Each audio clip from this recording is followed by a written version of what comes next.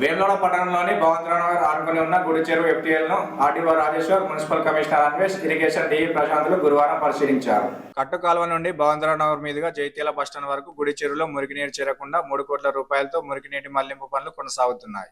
అయితే under ground pipe line నిర్మాణం చేస్తుండగా భగవంతరావునగర్ గుడి చెరువు ఆనుకుని ఉన్న పట్టా భూముల నుండి పనులు చేపట్టేందుకు కాంట్రాక్టర్ ముందుకు రావడంతో స్థానికులు అభ్యంతరం వ్యక్తం చేశారు. అభ్యంతరం వ్యక్తం చేయడమే కాకుండా ప్రభుత్వ పాద శ్రీనివాస్, జిల్లా కలెక్టర్ సందీప్ కుమార్ జాలను తమ పట్టా భూముల నుండి వేయొద్దని కోరారు.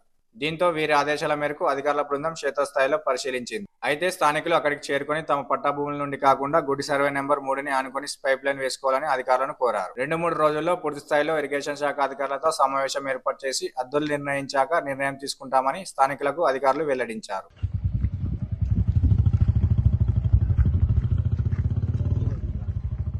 వేములవాడ గుడి చెరువు ఎఫ్టీఎల్ బాధితులమైన మేము గత నెల రోజుల క్రితం రాయన సిరిసిల్ల జిల్లా కలెక్టర్ గారికి ప్రజావాణిలో ఫిర్యాదు చేయడం జరిగింది. ఎందుకంటే గుడి చెరువుని వేములవాడ దేవస్థానం అభివృద్ధికై కొరకై దాదాపు 3వ భాగం పూడ్చివేసి దాంట్లో పార్కింగ్ మరియు అభివృద్ధి పనులు చేస్తున్నారు కాబట్టి చెరువునే పూడ్చారు కాబట్టి ఎఫ్టీఎల్ అనే సమస్య ఉత్పన్నం కావద్దు. అలాగే మాకు ఏదైతే ఈ సర్వే నెంబర్ 3 ఉందో చెరువు శీకం దాదాపు 169 ఎకరాల చిల్లర, దానిలో భాగంగా అదనంగా విటిఏడిఏ దేవస్థానం అభివృద్ధి కొరకు ఇస్తున్నామనే ఉద్దేశంతో ప్రభుత్వం ఎలాంటి చట్టానికి లోబడి కాకుండా దాదాపు 29 ఎకరాలు భూసేకరణ జరిపి అని దాన్ని లోతు చేయలేదు.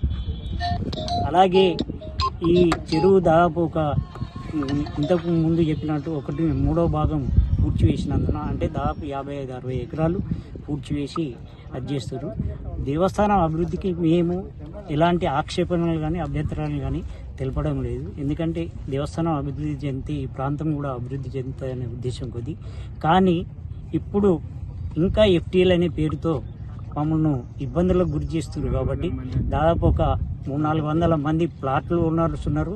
అలాగే భూ యజమానులు పట్టాదారులు ఉన్నారు కాబట్టి ప్రభుత్వం దృష్టి పెట్టి ఈ ఎఫ్టీఎల్ చేయాలనే ఉద్దేశంతో గౌరవ ఎమ్మెల్యే ఆదిశీనన్న గారికి విజ్ఞప్తి చేస్తే తను అటు అధికారులను మమ్మల్ని కూర్చొని సమస్యను పరిష్కరించుకోవాలని చెప్పిండు.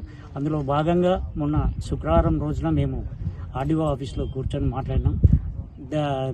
గౌరవ ఆర్డీఓ గారు కూడా ఈరోజు వస్తామని వాళ్ళు స్థల పరిశీలన చేసారు. ఇరిగేషన్ అధికారులు మరియు మున్సిపల్ కమిషనర్ గారు కూడా దాంట్లో పాల్గొన్నారు, సానుకూలంగా స్పందించారు.